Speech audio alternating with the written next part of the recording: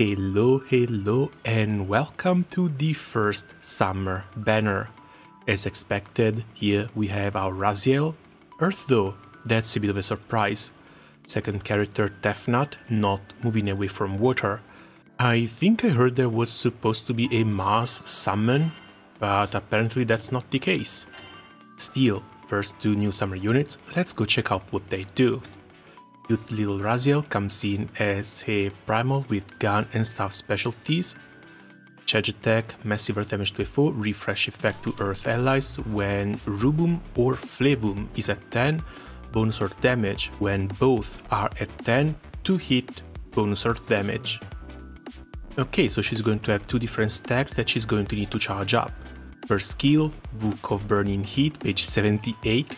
4 hit earth damage to random foes, hit to all foes earth defense stackable, supplements damage taken stackable. This is really nice. It's a new debuff as well. Yeah, I think before her the only supplemented damage taken we've seen were single buffs, not the stackable stuff. When Rubum is at 10, auto activates upon normal attacks. Auto activates upon normal attacks? Dispel plus supplemental damage taken. We're going to need to check out how fast this Rubum stacks up, because this sounds pretty damn insane already. Second skill, Book of Sunlight, page 19, enigmatic refuge effect to earth allies. Additional effect when flu move is at 10, supplement damage effect. That's the second one.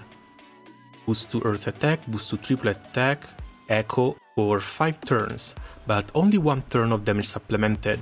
14 turns cooldown, 5 turns uptime. Hopefully we're going to get something to make this cooldown lower as well. Third skill, Book of Awakening, boost to Earth Allies attack and triple attack rate on top of the Sunlight. Bonus or damage effect 1 time. Again, another echo on top of the Sunlight. 3 hit flurry to the entire team. This should all be AoE. If she gives a 3-hit flurry to the entire team, she is absolutely insane. Flurry plus supplemented plus supplemented. What the hell are they cooking with this? This is either Prime Spark target or Prime Anniversary Peak.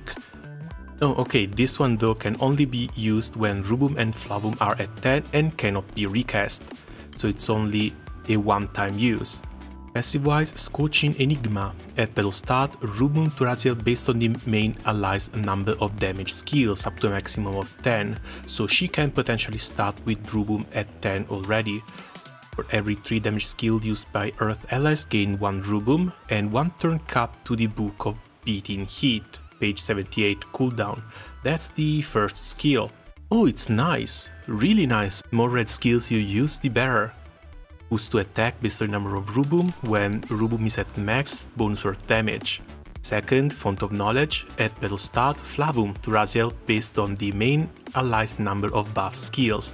For every 3 buff skills used by allies, 1 Flavum and 1 turn cap to the Book of Sunlight, page 19 cooldown. Boost to triple attack rate based on the number of Flavum. At max level, normal attacks deal 3 hit damage to random foes. So she gets Flurry herself, then she buffs Flurry to everyone with the third skill. And on top of this, there's one source of supplemented damage, second source of supplemented damage. This looks pretty damn amazing. As a pure damage dealer, as a pure damage support, this looks really amazing, because this also keeps stacking with all the other sources of echo that you can get, not to mention other sources of supplemented damage as well. I don't remember if Earth has access to skill like UL's Fox Flame, but we're going to have to go looking. The only problem might be this one counts main allies, and with 3 to 4 skills per character it might be a little bit difficult to start the battle with either 10 damage skills or 10 buffs. So it's likely that we're going to have to play around with team compositions a little bit if we want even just one of these 2 skills to be available at battle start. Another bit of a flaw is that we're going to need 3 buff skills in order to reduce the skill cooldown for Book of Sunlight by 1, and this is on 14 turns. Normally buff skills have like 5-6 turns cooldown, even if we run 3 to 5 in the rest of the team, that this is still going to be on a very long cooldown. So likely she's going to be better off on very short fights, let's say 5 turn ones. This way you can only focus on the red skills for the Book of Beating Hit and try and get the best you can out of the supplemented damage that she brings. As for her weapon, not really expecting anything much in here. You boost to Earth-Allies attack, boost to normal attack damage cap when main weapon, 2 hit damage to random foes on the second hit, 3 hit damage random foes on the third hit. With the exception of the Mountain's Might, this actually looks like a pretty interesting passive. Again, don't remember ever seeing something like this. Maybe, just maybe, this could be used for some soldier memes. And this should be also on top of the flurry and stack on top of the supplemented damage as well. Again, looks like they only had one idea for her, which was big damage and as many numbers to fill that screen as possible. Can't wait to pull for her. Fingers crossed she's going to be coming home at the end of summer, as I don't know if I want to YOLO just yet. Second one is Tefnut. Said it on stream, I'll say it again, this little mouth guard here, I have no idea what it is, but it is strangely hot. Of course, she is another primal, staff specialty, charge attack, unworldly water damage, delay, and 2 random debuffs. Sounds alright. First skill, 5 hit water damage to random foes, hit to all foes water defense, stackable. Dispel, 10% boost to water-allies charge bars, additional effect with Sarab is at 5, amplifies all foes damage taken for 6 hits. Okay, this one looks nice as well. And I get the feeling this is another one of those skills that's going to get an auto activation later. Second one, Gloomy Fog effect to all foes, hit to debuff resistance, multi-attack rate. Additional effects when Sarab is at 5, Dispel cancel, mirror image, and dodge all attacks from foes. 8 turns cooldown, but this one is one hell of a defensive skill. This is really nice. And of course the attack down plus accuracy lowered also comes under the form of a special debuff, which means it's likely going to be stackable with another one of the accuracy lowered debuffs. Third skill, Convalescent Dose effect to the caster. So in the end she did get a skill where she just goes to sleep. Can't normal attack, sharp boost to dodge rate upon charge attack, double strike effect, and bonus water damage effect to the water ally in the next position. At the end of the turn, Tefeng Saif activates, cannot be removed, lasts for 5 turns, and just like Estariola, she keeps gaining charge bar, which is really nice. So she wants to be either in second or third position, so she can buff the ally in the fourth one. So this is another one that's likely going to go into some charge attack based team, and it looks like Vajira is not leaving water anytime soon. Not to mention 7 turns cooldown, 5 turns duration, very high uptime, especially for long fights. Passive wise, at the end of the turn when no damage is taken, other water allies deal triple attacks 1 time, boost to damage cap, supplemented damage, and raises sub by 1. Now based on Sarab level, boost to other water allies attack, multi-attack rate, dodge rate, and charge bar gain. Lastly, no charge bar gain upon normal attacks. At the end of the turn, if she didn't what the hell? If she didn't attack, instant CA standby. So even in a non-charge attack based comp, this still takes effect at least twice in these 5 turns. You use it on the first turn, she has no charge bar, she gets the instant CA, and then it alternates.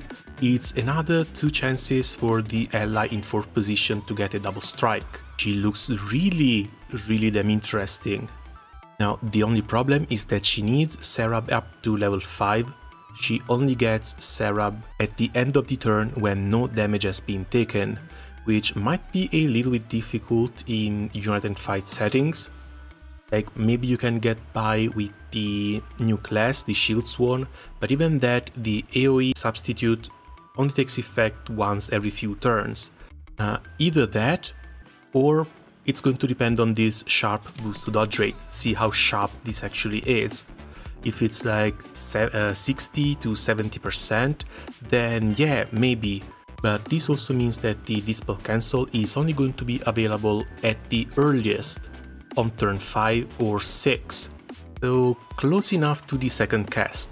So looks like we're starting this summer really strongly, because while I don't think she's going to be great for short bursts, anything that goes between 3 to 5 turns and onwards, she's going to be absolutely amazing in that.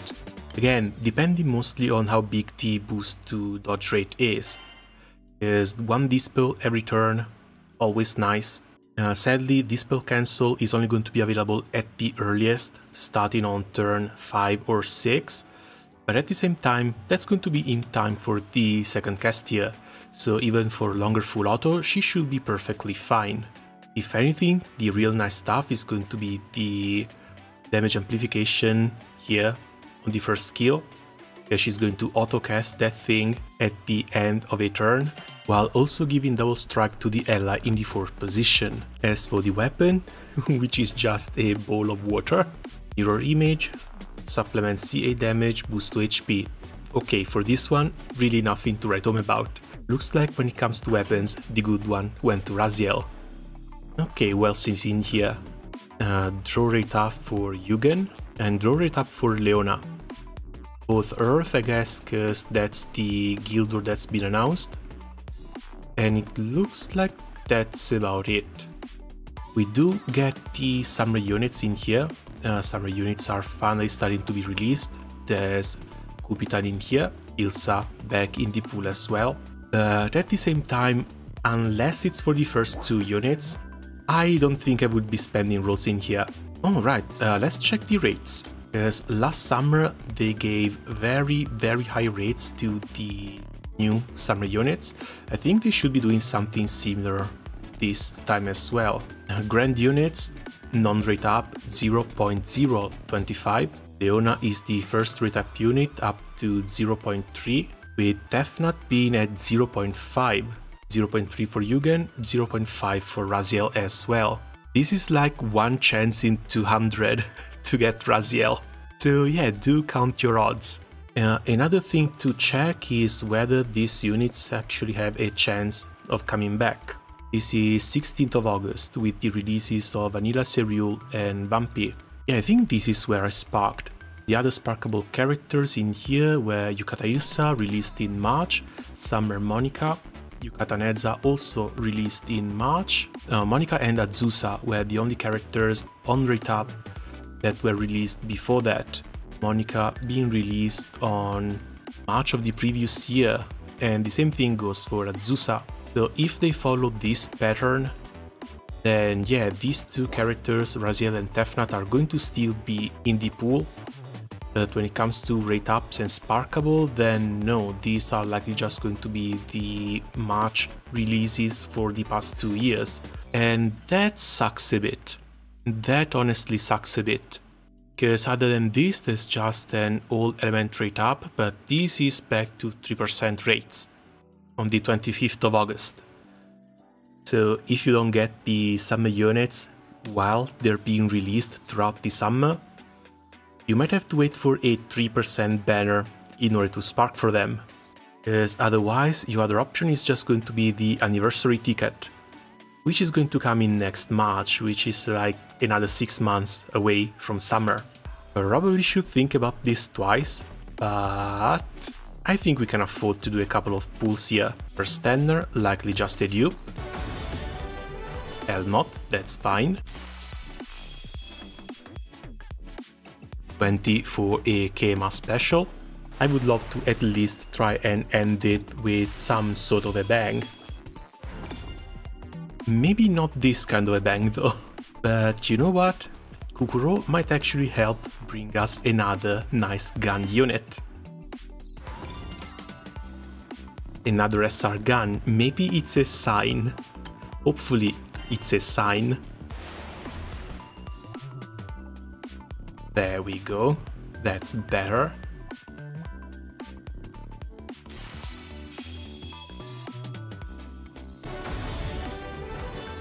But that is not the gun I was looking for. Still, I do think I'm done YOLOing, so either Raziel is going to have to come home with the draws that we're going to get later, hopefully the new Crystal campaign is also going to help a bit. But otherwise, no, I think that's going to be it for the moment. As always, thanks a lot for watching, good luck with your rolls if you want to try a YOLO, and see you around soon. Ciao!